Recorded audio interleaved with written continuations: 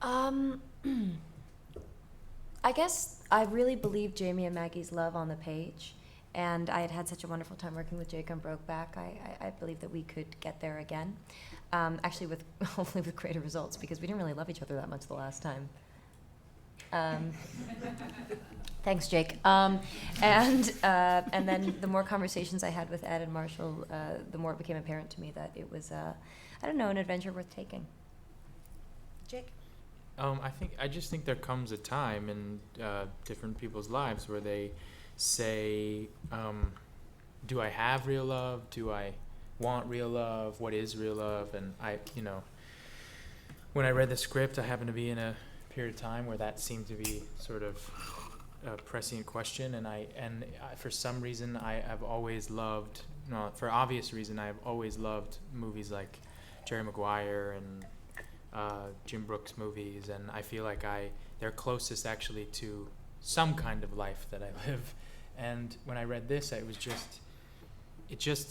very rarely have a moment where I go, I get excited and I go, somebody wrote this for me and they don't know it, And I felt that way when I read this the first time, and I was loving the character at first, and then I was crying at the end, because I felt like when he says, sometimes your life doesn't go the way you expect it to, and usually it doesn't. And if you follow life and not what you think it should be, then it'll all work out in the end. And somehow that just moved me to the core, and I couldn't not do it. I mean, yes and no. It's a fictional too. Mm-hmm. I mean, particularly because Anne's character in the movie is not in the book, and but I used it more as I couldn't get into the pharmaceutical world. I had a very tough time getting into that world and getting information from active pharmaceutical reps.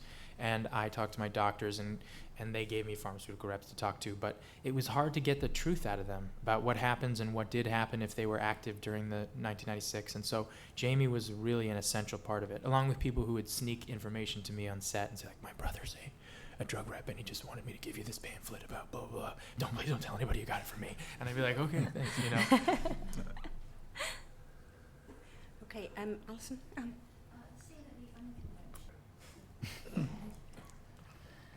Well, I'll start with the second question first. When it came time to decide how the character would look, I did a lot of research into the side effects that Parkinson's medication has on the human body. And I actually found that in the majority of the cases, it causes people to lose weight.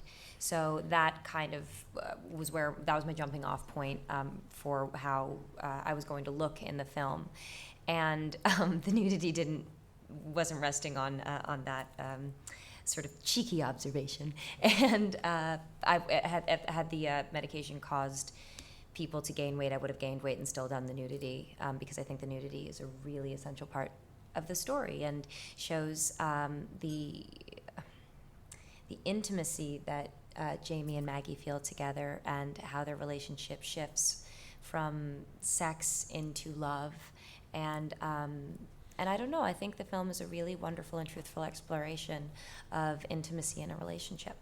When we decided this was going to be a love story, because at first it was a script, I think, that was about a guy who changes as the result of meeting a girl, And when Annie came onto the project, it changed. Mm-hmm. And it became about two people falling in love. And I think we all decided that if we were going to tell a love story, one of the essential elements of a love story is sex, and it should be.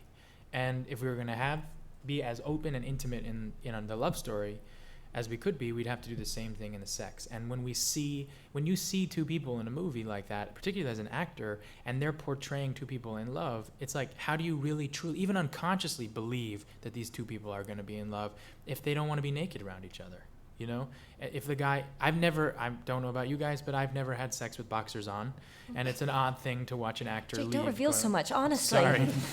Careful, they'll print it. Not to say I haven't tried, but I don't recommend it. What I would say is that I like that. So that was really important to us, because we knew that if we did, we'd get somewhere in the audience's unconscious the idea that these two characters were actually in love, and they weren't just actors telling a love story.